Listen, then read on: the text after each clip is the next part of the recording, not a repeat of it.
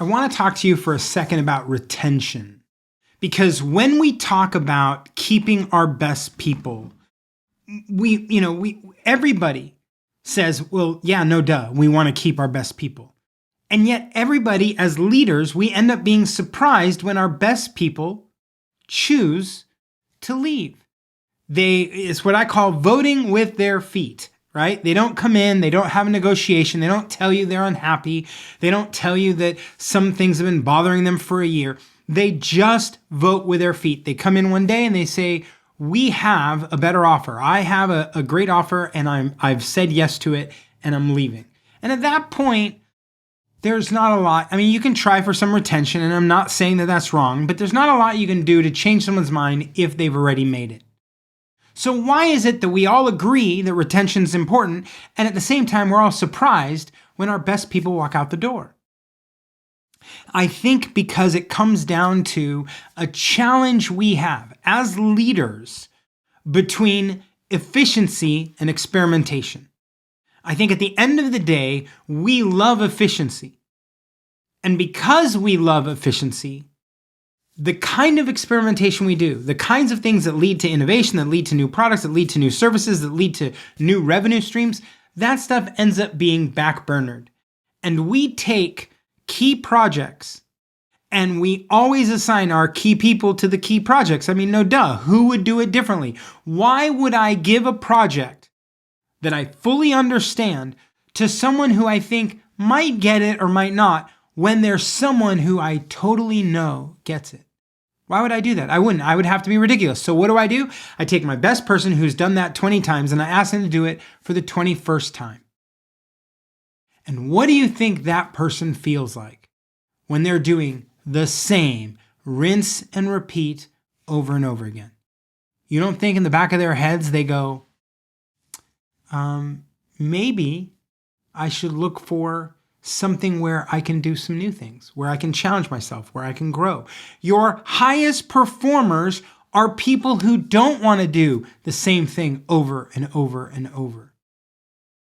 And so it means choosing to put the B team, the second string, the slightly less awesome person into a known project and take your best person and put them on some experiment, something where they're going to learn, where the business is going to learn, where you're going to push them to try and grow something, but doesn't have the same kind of results. It's not in line with your KPIs, etc. And doing that feels counterintuitive. It feels like this doesn't seem right, yet it's the thing that may keep that person around.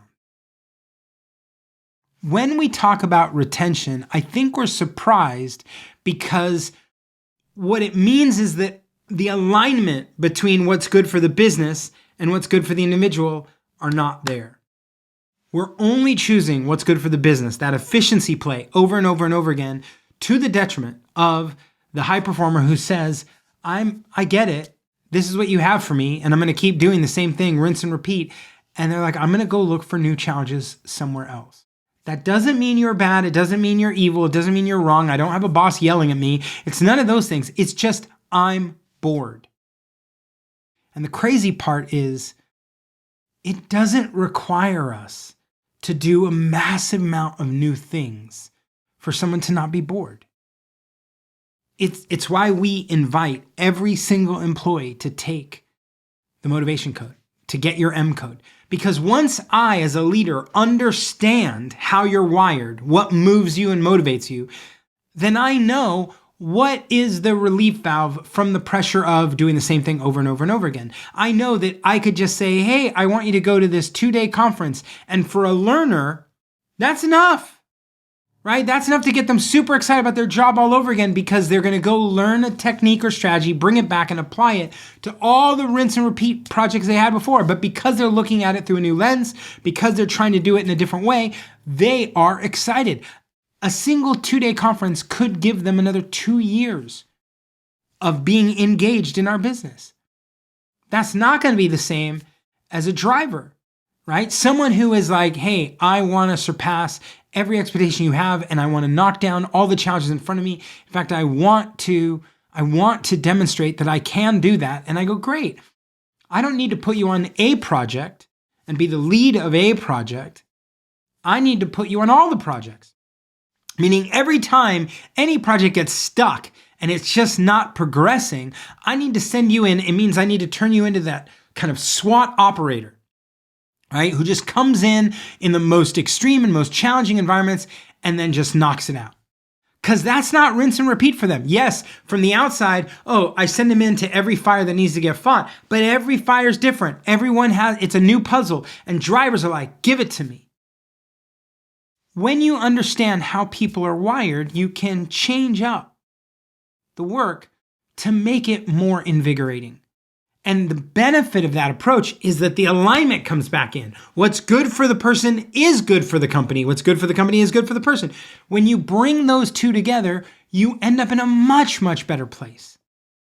But you can't do that if you don't know the 8 dimensions of motivation, and you don't know, this is completely unlike stuff like Strength Finders or Enneagram or Myers-Briggs. There's a difference, right? Because there are cases where you take those personality assessments, you come back and you learn something about yourself. They're awesome. I don't have a bad word to say about them. They're awesome. But you get it and then you go, great, but how does this apply to my day in, day out work? Well, if you give someone, right, a job, let's say their job is to process paperwork, right? They're supposed to be, in real estate, these guys are the ones that close all the deals, right? So they take, all the paperwork and they get the process and they run it through and they get it done. Great. Okay. They're back office folks in real estate. They work at the brokerage and you do paperwork all the time. If your strength finder tells you have a skill visionary, right? This is what you do. There's very little you can do in the fact that this is a rinse and repeat job and you have a skill that doesn't align with, you have a skill that is not at play in this job. If you get an Enneagram 8 and you're like, I like to experiment and take charge, I like to drive things forward, and you're like, not in this job, right? If you're an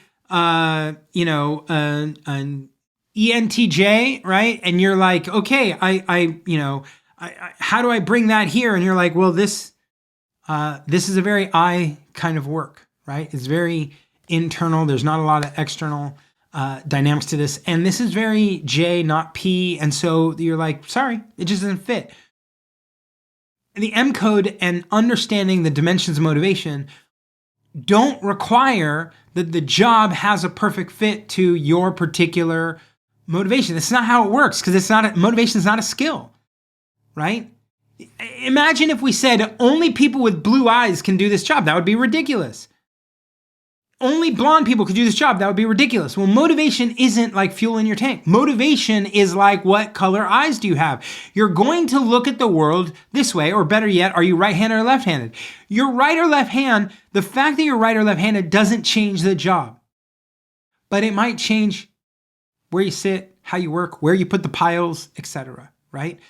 And it will impact every job you have. It doesn't matter what kind of job it is, right? Where you sit and how you put the piles is going to matter because of your dominant hand, but it's not going to be like, well, this applies or it doesn't apply. Motivation applies all the time because it's how you see the world, it's how you approach it. So the benefit here is that when you understand someone's motivation code, right? When you get how they're wired, they can have any job. They can be on any project and you can put that to use. You can put your understanding of their motivation because you shape how they do the work. It's not what work they do, it's how they do the work, how they are shaped and how you shape the work. If you understand how someone is shaped and you understand how to shape the work, then you get that alignment. And when you have alignment, right? What's good for you is good for the company. What's good for the company is good for you. When you have that alignment, you don't have a retention problem, or you have a much smaller retention problem. So that's why I recommend every single employee takes the M code, every single one of them, and every manager actually reviews it, reads it, and understands it. We have additional products, right, offerings that we do where we meet with whole teams. And we teach them how to talk to each other using this new vocabulary, how to wire new tasks or new projects so that they can do it themselves. They don't need a boss to do it. And how bosses can create assignments, and delegate work. With this new paradigm of understanding motivation, we have access to all of that.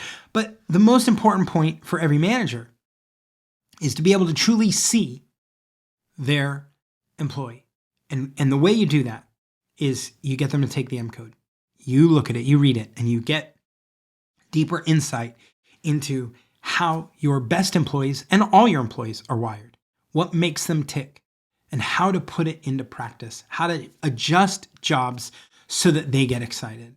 That's the best way to manage retention. Don't get caught flat-footed. Don't get caught surprised when your best people leave. Because when your best people leave, you also know it costs you way more to replace them than if the bottom 10% had walked out the door. But the bottom 10%, they're not walking out the door, ever. They're going to stick. They're going to stay. Those are barnacles on the hull. They're never going away. You're going to have to proactively do work to get a barnacle off your boat. But not the case with high performers. They just walk. They're out. They give you notice. They move on. And you're left trying to replace them. So what you want to do is better understand how your employees, especially your best performers, your highest performers, how they're wired, and then start shaping the work. There are 8 different motivational dimensions, and we teach you as you go through it, and even when you get your report, you can read through all 8 there, but we teach you how to apply it, how to put it to work. And once you get that, right, once a leader starts understanding their employees, you will see retention significantly drop.